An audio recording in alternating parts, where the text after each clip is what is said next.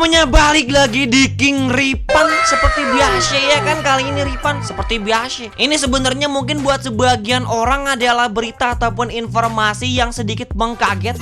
Setelah kemarin gempor-gempornya CF Moto bener-bener obrak-abrik pasar motor di Indonesia, yang pastinya bakal bikin produsen Jepang yang ada di Indonesia agak sedikit ketar-ketir gitu ya, bakal mikir lagi. Nah sekarang datang lagi produk motor dari Cina yang bakal nambah obrak-abrik makin seru persaingan motor di tanah air. Yang sebenarnya mah Ripan kagak peduli dah, bodo amat mau produk manapun, yang penting produk tersebut memberikan keuntungan buat konsumen. Kagak cuman jual nama doang, ngambil untung gede doang, tapi benefit kagak seberapa mah. Mendingan jadi sampah baik dah pokoknya mah. Ya Ripan bakal tentang ngomong apa lagi, udah mulai kagak nyambung dah ilah. Ripan kali ini bakal bahas tentang QG motor yang ada di Indonesia sekarang ini. Yang sebenarnya mah kalau misalkan ini kita lihat nih klasifikasinya, meskipun ini QG motor kagak bakal pernah jualan ubi Cilembu, tapi sepertinya ini bener-bener bakal menjadi saingan kompetitif CF Moto, sama-sama datang dari Cina. Entah itu saingan kompetitif ataupun bakal bekerja sama ke depannya buat mengembangkan produk Cina di Indonesia. Dan sebenarnya mana bakal Ripan lihat juga seberapa ini berpengaruhnya ini bener-bener QG motor di Indonesia. Dan yang paling penting apa dampaknya terhadap motor-motor Jepang yang emang udah mendominasi di Indonesia. Pokoknya mah lu pada bakalan kaget dah sebenarnya, apalagi kalau misalkannya udah lihat nih spesifikasi dan harga dari ini QG motor. Buset, langsung baik dah kita bahas.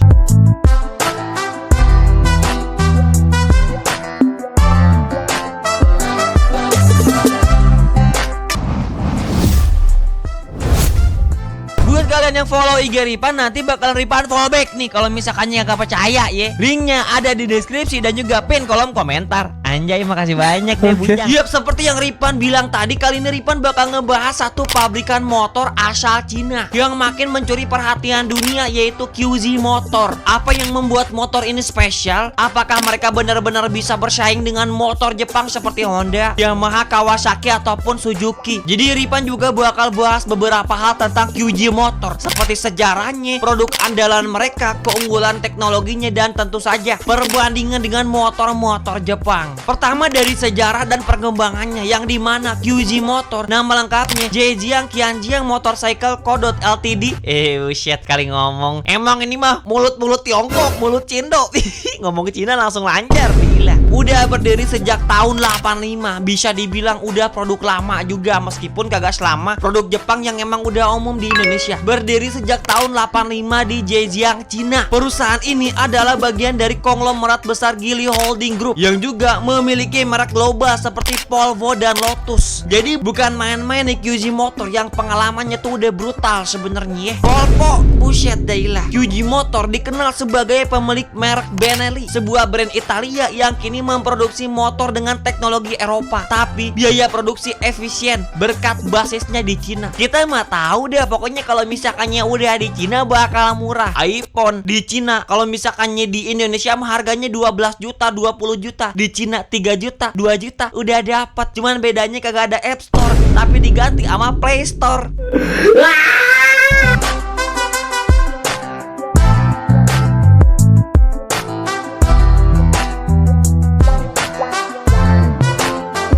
Strategi menggabungkan desain Eropa dan efisiensi produk Asia, QG Motor berkembang pesat. Mereka kini memproduksi berbagai motor dari kelas entry level hingga premium, dan mulai menggeser persepsi bahwa motor Cina hanya murah tanpa kualitas. Bikin mikir-mikir lagi dah kita. Meskipun emang dulu mah kita istilah kata, wah motor Cina, motor Cina, motor Cina. Dia sekarang orang-orang udah mulai ketar-ketir ngatain dulu motor-motor Cina kocak-kocak. Sekarang malah bener-bener membabi buta dan brutal. Lihat-lihat baik deh antar motor-motor Jepang. Jangan sampai gulung tikar malah jualan radio entarnya. Jangan sampai. Apalagi yang cuma jual nama doang tapi kualitas malah gitu-gitu baik. Udah kesenggol antara sama motor Cina. Nah ilah, jangan terlalu tenang dah. Nah Ripan bakal jelasin juga nih beberapa motor dari QG Motor yang ternyata kalau misalkannya kita lihat dari power, tampilan, performa, bahkan harga, ini motor bener-bener jauh lebih unggul daripada motor Jepang yang emang udah dominan di Indonesia. Indonesia. Yang pertama nih ada QG Motor SRK 600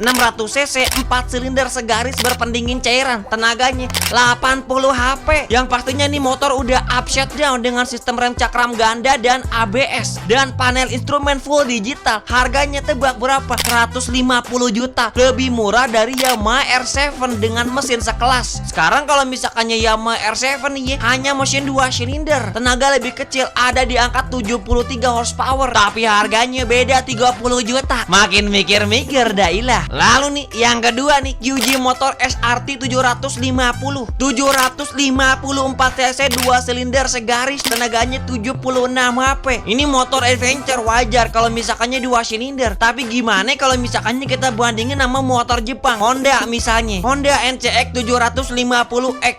Yang kita tahu nih ya kan, Honda tuh unggul dari sisi brand dengan spesifikasi yang mirip. Harganya berapa? 200 juta. Bang, emang QG Motor SRT 750 harganya berapa? 170 juta. Beda 30 juta. Emang ini QG Motor pastinya bikin motor yang sama dengan tampilan dan performa yang lebih gahar gitu ya, tapi harganya agak diturunin puluhan juta turunannya. Lalu yang ketiga ada QG Motor Flash 300 dengan spesifikasi mesin 296 cc fit twin pendingin cairan, tenaganya 30 HP. Ya kurang lebih setara dengan Honda Rebel 300, tetapi Rebelnya single silinder ya.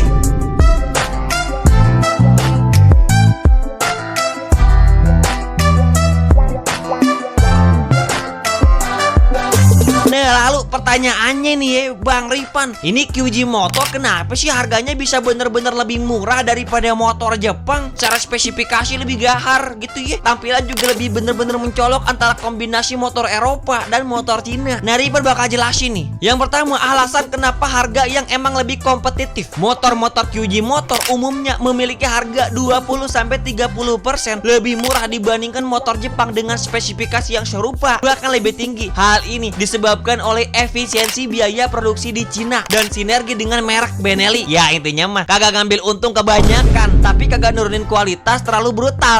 Kayak mana gitu ya. Ripan mah kagak ngomong anjay. Contohnya ini ya, QG Motor SRK 600 lebih murah 30 juta dibandingkan Yamaha R7, tapi menawarkan mesin 4 silinder yang lebih halus dan bertenaga. Jangan dulu dah sama Yamaha R7 4 silinder ZX 25R by 4 silinder 100 jutaan. Tinggal nama dikit bener-bener dapat moge 4 silinder daripada ZX 25R mocil. Nah, lalu yang kedua, teknologi yang setara. QG Motor membekali motor mereka dengan fitur modern seperti upside down, ABS, instrumen digital, bahkan model entry levelnya mereka udah bener-bener memberikan perangkat yang proper. Motor Jepang seringkali memotong fitur ini pada varian murah mereka. Misalnya QG Motor Flash 300 sudah menggunakan lampu full LED, ABS, dual channel, sementara beberapa motor Jepang di segmen yang sama masih pakai halogen. Lalu yang ketiga, kenapa QG Motor bisa dibilang lebih unggul dari motor Cina? Karena desain inovatif dan kolaborasi global. Melalui Benelli, QG Motor menggabungkan desain khas Italia dengan produksi efisien di Cina. Hasilnya adalah motor dengan estetika premium tapi harga terjangkau. Contohnya nih ya, SRT 750 memiliki desain adventure seperti Ducati Multistrada,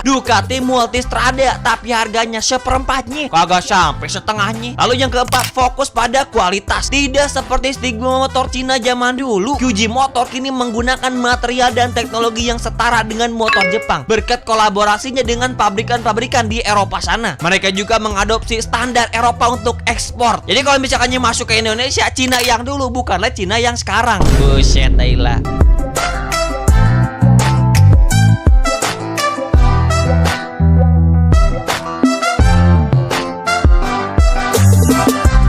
Lalu kalau misalkannya kita lihat nih ya Bang Rivan nih ya, kira-kira apa tantangan yang ada di QG Motor kalau misalkannya mau masuk pasar Indonesia dan apa potensi mereka? Nah, pertama yang pasti harga yang lebih terjangkau, cocok untuk konsumen yang ingin motor berkualitas tanpa merogoh kocek terlalu dalam. Yang kedua, teknologi dan fitur setara motor Jepang sehingga bisa bersaing di segmen premium. Namun, tantangan besar ada pada kepercayaan konsumen Indonesia terhadap produk Cina. QG Motor harus membuktikan durabilitas dan after sales selfish mereka. Jadi sebenarnya apakah nih Kyuji Motor bisa menggeser dominasi motor Jepang? Ya jawabannya mah hanya waktu yang bisa menjawabnya. Namun dengan kombinasi harga kompetitif, teknologi modern, dan desain inovatif, mereka adalah ancaman serius bagi brand Jepang. Bagaimana dah menurut lu pada nih, kira-kira nih dengan datangnya Kyuji Motor ke Indonesia, apakah pabrikan Jepang bakalan ketar-ketir? Yang pastinya kalau misalkannya menurut pendapat Ripan ya, dari power to value to money-nya gitu apa dah ngomongnya, bakal bener-bener bisa ada potensi untuk mendominasi pasar motor yang ada di Indonesia. Tapi Ripan tetap penasaran dah, gimana menurut kalian ya kan?